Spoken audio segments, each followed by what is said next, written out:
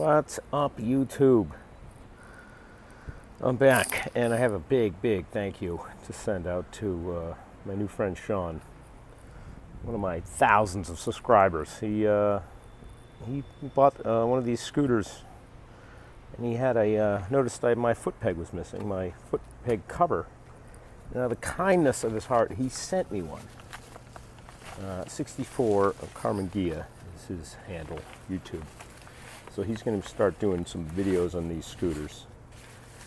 And this thing is looking, it's got some scratches. He told me that, but that'll come right out, I think. I can straighten that out. Bing, bang, boom. I have the rubber, actually. He asked me if I had the rubber. I do have the rubber, which is awesome. So I just need the cover, and I'll get that all squared away. Once again, what a pal.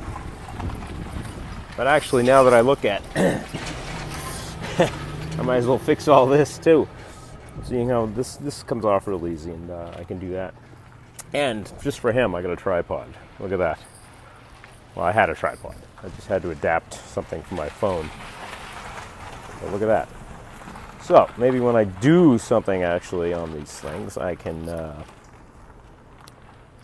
put it in the tripod.